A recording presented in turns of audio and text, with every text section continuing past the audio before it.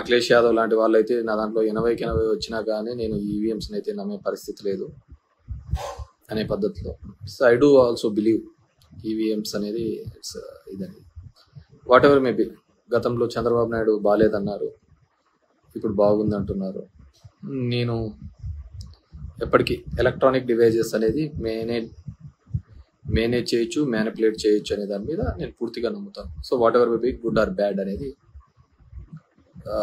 తర్వాత తెలియనుంది. And coming to ప్రజలందరూ కూడా మనమందరం కూడా అనుకునే విధంగా అది కన్నా లేకపోతే చంద్రబాబు నాయుడు ఇచ్చిన హామీల వల్లనో ఇంకోటో దాని వల్లనో వేసినారు అని ఒక భావన కూడా అందరిలోనూ ఉంది. కానీ ఆయన ఈ హామీలు నెరవేర్చడం లేదు. ముఖ్యంగా అమ్మఒడిని కావచ్చు, ఇలాంటివి అవన్నీ తీసేస్తున్నాడు అని చెప్పేసి బేసిక్గా వి కాంట్ ఎక్స్పెక్ట్ అద్భుతాలన్నీ అప్పుడే జరుగుతాయని కూడా మనం అనుకోకూడదు. We have to give them time. ఈ ఇయర్ ఎండ్ వరకు కూడా టైం ఇవ్వాలి. ఎందుకంటే వాళ్ళు సంపద సృష్టించి కదా తర్వాత ఇస్తామనేది, ముందైతే ఇస్తామనేం లేదు కదా. సంపద సృష్టించడానికైనా మనం టైం ఇవ్వాలి కదా. సో ఆ సంపద సృష్టించిన తర్వాత మనం వాళ్ళు ఏ మాట వరకు నిలబెడతారు, ఏ విధంగా వాటిని ఇది చేస్తారు అనే దాన్ని మనం మాట్లాడుకోవచ్చు.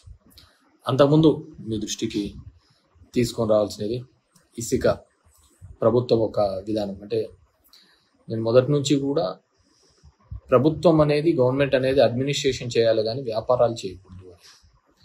దాంట్లో 2 బిగ్ మిస్టేక్స్ వచ్చి, ఒకటి ఇసుక, మందు. ఆ 2 వ్యాపారాలు గవర్నమెంట్ చేయాల్సిన వ్యాపారాలు కాదు, అది థర్డ్ పార్టీ చేయాల్సిన వ్యాపారాలు. మనం అడ్మినిస్ట్రేషన్ చేయాలి. దానివల్లనే మొత్తం చెడంతా మూట కట్టుకున్నామనే ఒక అపవాదం ఉంది. స్టిల్ ఈ గవర్నమెంట్ కూడా అదే కంటిన్యూ చేస్తుంది. వాళ్ళు ఏదైతే మారుస్తామన్నారో వాటిని మార్చకుండా తిరిగి అదే కంటిన్యూ చేయడం జరుగుతుంది. ఇట్స్ వాళ్ళ ఇది. ఇసుక అనేది ఉచితం అన్నారు, అది ఏ విధంగా దొరుకుతుందని మనందరికీ తెలిసింది. బట్ మేబీ ప్రజల చేత ఎన్నుకోబడి ఉంటే we have to give time for them. వాళ్ళకు కూడా టైం ఇచ్చి దాని మీద ఏ విధంగా రియాక్ట్ అవుతారు, ఏ విధంగా చేస్తారు, చేయకపోతే ఒక ప్లాట్ఫామ్స్ మీద ఏ విధంగా మన రెస్పాండ్ కావాలా, మహిళలకి ఇచ్చే దాంట్లోకి ఏ పథకాల గురించి. సో దాని గురించి మనం పెద్దగా ఆలోచించాల్సిన అవసరం లేదు. దాని గురించి ఇది అనేది నా ఫీలింగ్. అయితే నేనైతే ఈ ఇయర్ ఎండ్ వరకు కూడా వాళ్ళకి టైం ఇవ్వాలి. ఇప్పుడు రోజు మనం ఉన్నప్పుడు చేస్తూ ఉంటే అప్పుల వారం అని, మంగళవారం అని అంటూ ఉంటాయి. ఇప్పుడు చూస్తుంటే దగ్గర 32,000 కోట్లు డిఫరెంట్ రూపాల్లో తీసుకొని వచ్చాం. మరి అది ఎక్కడ ఖర్చు పెడుతున్నారో, ఎవరు ఖర్చు పెడుతున్నారో, ఎలా ఖర్చు పెడుతున్నారో కూడా తెలియటం లేదు. సో అది దాని గురించి ఒకటి. రెండోది చెత్త పన్ను. అప్పుడు వేసినప్పుడు చెత్త పన్ను వేసినందుకు చెత్త ముఖ్యమంత్రి అని కూడా మాట్లాడడం జరిగింది. చెత్త పన్ను అనేది చెత్తను కలెక్ట్ చేసుకోవడానికి ఖచ్చితంగా ప్రపంచ దేశాల్లో కావచ్చు, ఏ దేశంలో కూడా శానిటేషన్ బాగుండాలి అంటే ఖచ్చితంగా ఆ చెత్తను కలెక్ట్ చేసుకోవడానికి ఎవరికో ఒకరికి అప్పచెప్పాలి. లేదంటే నువ్వు తీసుకొని పోయి డంప్ యార్డ్లో వేయలేము కదా, మనం అంతా చెత్త తీసుకొని పోయి. సో దాని ఒక మెకానిజం ఉండాలి. సో ఆ రోజు ప్రతిపక్షంలో ఉన్నప్పుడు వాళ్ళు మాట్లాడినారు ఆ విధంగా వేయకూడదని. కానీ ఇప్పుడు మళ్ళీ వేయచ్చు, అది చెయ్యొచ్చు అనే పద్ధతిలో వాళ్ళు కూడా ఇంప్లిమెంట్ చేస్తున్నట్టు. పవన్ కళ్యాణ్ గారు కూడా అది మళ్ళీ ఎక్కడో ఇంప్లిమెంట్ చేస్తున్నట్టు నేను చూశాను. వెదర్ అది కరెక్టా తప్ప అని కూడా నాకు తెలియదు. కానీ ఖచ్చితంగా చెత్త కలెక్ట్ చేయడంలో మాత్రం నేను అప్పుడు సమర్థిస్తున్నాను, ఇప్పుడు సమర్థిస్తున్నాను. అది పవన్ కళ్యాణ్ గారు అది వేసి ఉన్నా కానీ అది కరెక్టే. ఎందుకు అంటే ఖచ్చితంగా నీ ఇంటి చెత్తను నువ్వు తీసుకొని పోయి డంప్ యార్డ్లో వేయలేవు.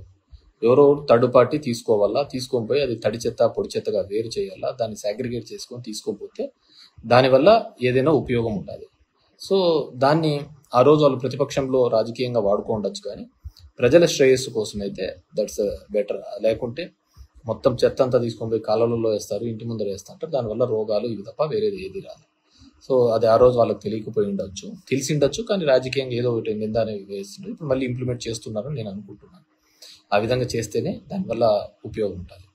రెండోది వచ్చి ద మెయిన్ వచ్చి రీసర్వేకి అదేదో జరిగిపోతుందని వద్దు అని చంద్రబాబు నాయుడు చెప్పినారు. అవన్నీ క్యాన్సిల్ చేస్తున్నాను, క్యాబినెట్ అప్రూవ్ అన్నారు. మళ్ళీ నిన్న చూస్తే మళ్ళీ అది కంటిన్యూ చేస్తున్నామని చెప్పడం జరుగుతుంది. రీసర్వేకి సంబంధించి నిర్మలా సీతారామన్ తన బడ్జెట్ స్పీచ్లో కూడా చెప్పడం జరిగింది. ఇవి కొన్ని రిఫార్మ్స్ తీసుకొని రాకపోతే కష్టమని, పట్టణ ప్రాంతాల్లో అయితే జిఐఎస్ అని, జియోగ్రఫికల్ ఇండికేషన్ సిస్టమ్ అని, ఇక్కడైతే రీసర్వే అని, టైటిలింగ్ యాక్ట్ అని ఇలాంటివి తీసుకొని రావాలని, అప్పుడైతేనే మేము కొద్దిగా లోన్స్ ఇవ్వగలుగుతామనే పద్ధతిలో వాళ్ళు మాట్లాడడం జరిగింది. సో ఎందుకు నేను చెప్తున్నానంటే, ఉదాహరణకు మా అనంతపూర్ జిల్లా లాంటి జిల్లాల్లో సర్వే నెంబర్ 50 ఉదాహరణకు ఉంటే ఆ 50లో ఉండాల్సినది 70 ఎకరాల ఎక్స్టెంట్ అయితే 150 ఎకరాలకు పాస్బుక్లు ఉంటాయి. దాంట్లో ఎవడు భూమి మీద ఉన్నాడో, ఎవడు బ్యాంకు లోన్ కోసం దొంగ పాస్బుక్లు పెట్టుకున్నాడో కూడా ఎవరికి తెలియదు. ఆ విధంగా మా జిల్లాలో దగ్గర దగ్గర 25 లక్షల ఎకరాలకు ల్యాండ్ కంటే ఎక్కువ పాస్బుక్స్ ఉన్నాయి. అవన్నీ ఫిల్టర్ కావాలి, అవన్నీ క్లియర్ కావాలంటే ఖచ్చితంగా రీసర్వే తప్ప వేరే దారే లేదు. అది 100 years బ్యాక్ మనకు ఒకసారి రీసర్వే జరిగింది బ్రిటిష్ కాలంలో. మళ్ళీ ఇప్పుడు రీసర్వే జరుగుతుంది. అంటే భూమి ఎంతైతే ఉన్నామో, ఫీల్డ్ లెవెల్లో ఎంతైతే భూమి ఉంటుందో వాటిని గుర్తించి చేయడం.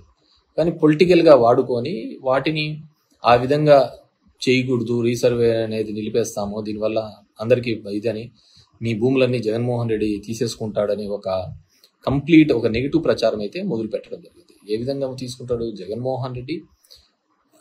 పేదలకు ఇచ్చిన భూములే రిజిస్ట్రేషన్ చేసి ఇచ్చినాడు. అలాంటిది ఏ విధంగా తీసుకుంటాడు అనేది కూడా ఆలోచించలేరు అనుకుంటే డెఫినెట్గా నిజం నోరు దాటే లోపల అబద్ధం ఊరంతా చుట్టేసుకొని వచ్చినట్టు జరగాల్సిన నష్టం జరిగిందనేది అందరి యొక్క భావన. కానీ రీసర్వే లాంటివి డెఫినెట్గా ఇట్స్ అ రిఫార్మ్, అలాంటివి జరిగి తీరాలి. ఎందుకంటే దానికి గవర్నమెంట్ షూరిటీగా ఉంటుంది నీ టైటిల్కి. దానివల్ల 95% సివిల్ పంచాయతీలు, సివిల్ కోర్టులో డిస్ప్యూట్స్ అన్నీ తెగిపోతాయి. ఫీల్డ్ మీద భూమి లేకుండా చాలా పాస్బుక్స్, ఇప్పుడు మా జిల్లా చూస్తే 50 లక్షల ఎకరాలకు ఉదాహరణకు భూమి ఉంటే ఫీల్డ్ లెవెల్లో 75 లక్షల ఎకరాలకు పాస్బుక్లు ఉన్నాయి. సో అవన్నీ ఫిల్టర్ ఏ విధంగా అవుతాయి? కాబట్టి వాటన్నిటినీ కూడా ఏ విధంగా చేస్తారు అని అంటే మళ్ళీ రీసర్వే ద్వారానే అవన్నీ రెక్టిఫికేషన్ అనేది కావడం జరుగుతుంది. లీగల్ డిస్ప్యూట్స్ అన్ని పోవాలి అంటే, కానీ దానిలకు కూడా తప్పు పట్టడం జరిగింది.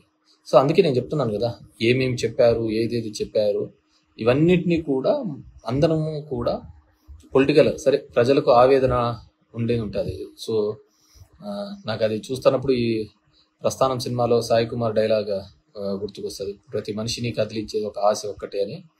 ఆ విధంగా ఆ ఆశతోనో కోరికతోనో కొత్తగా ఏమైనా మంచి జరుగుతుందని ఒక ఆలోచనతో చేసింటారు. So we have to give time. ప్రభుత్వానికి కూడా మనం టైం ఇవ్వాలి.